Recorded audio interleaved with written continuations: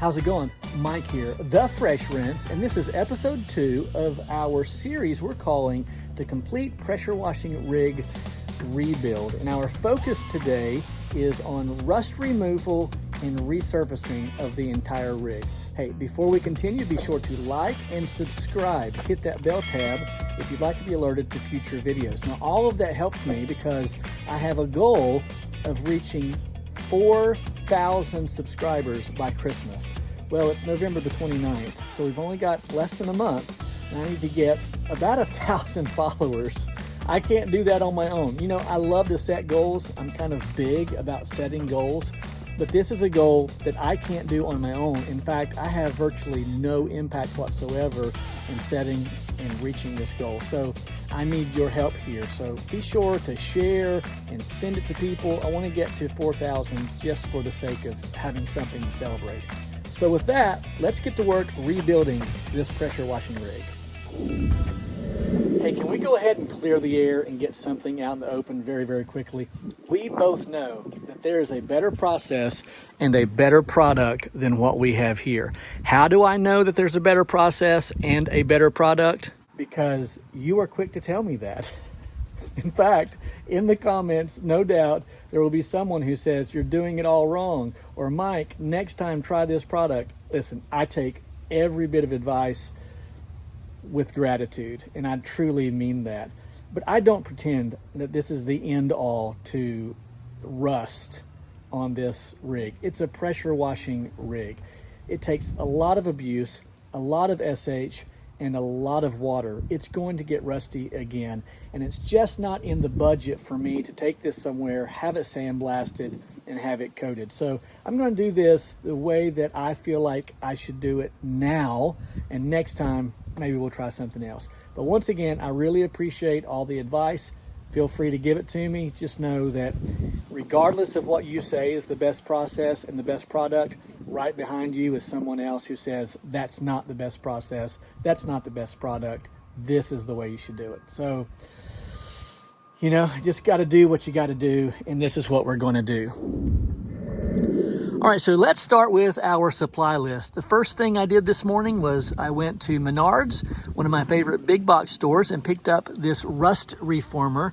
It says that it instantly converts rust to a protected paintable surface. I also picked up this deck resurfacer from Menards, and this says that it is 20 times thicker for more durability for heavily worn patios and decks. Then I went to Walmart and got this Herculiner.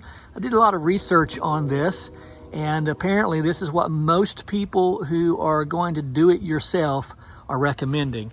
While at Menards, I also picked up some caramel creams, and then of course, I have my favorite Vienna sausage lunch. So that's my favorite part of the day. Our tools of the trade are, of course, a wire brush, an angle grinder, and then several attachments to aid in the process. First things first, I'm going to use my friend Joe Mama with some warm soapy water to scrub the surface of the trailer.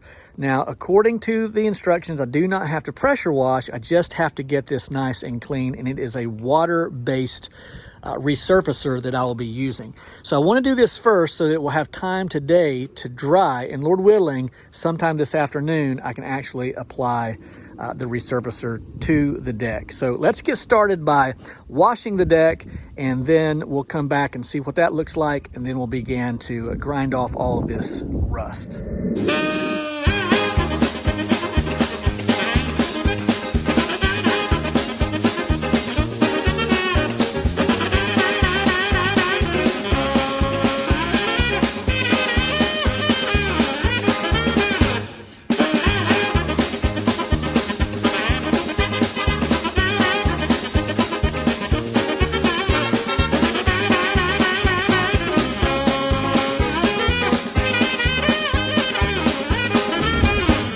The bed has been scrubbed and is in the process of drying. In the meantime, I'm going to begin the process with the hand grinder, grinding away all of this rust as much as I can. I don't pretend that I can get into every nook and cranny, but I'm going to do the best that I can with what I can. While this is bolted to the trailer, I'm going to go ahead and get these surfaces, allowing this some stability. Then I'll remove the rack so that I can get to the underside of this and to this backside. So with that, let's begin.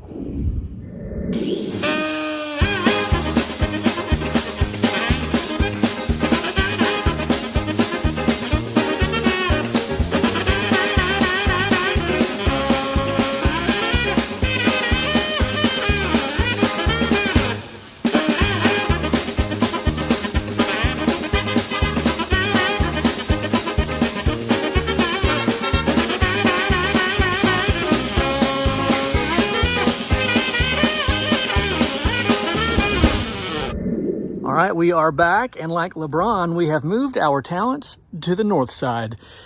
We have an incoming storm coming in this evening about 3 o'clock in the morning for just a few hours. Tomorrow is supposed to be absolutely beautiful. It's just after 3 o'clock today, and we have just a couple of hours to get everything painted, including the floor. At least that's the plan. I'm really going to try hard to do that.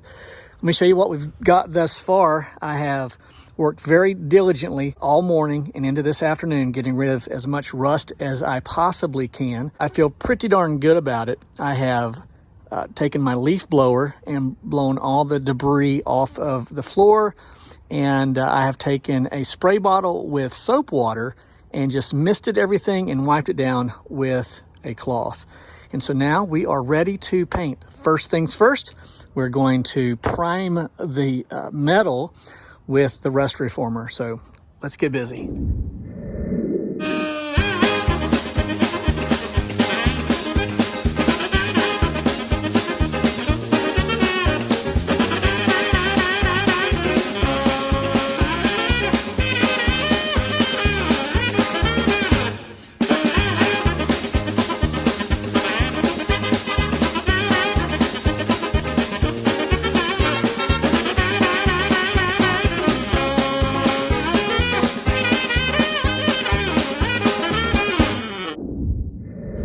All right, with the exception of a few outer areas, for instance, under the wheel wells, which we'll give attention to in a later episode, everything has been primed and using the rust reformer, and I'm very, very happy with the way that it has turned out thus far.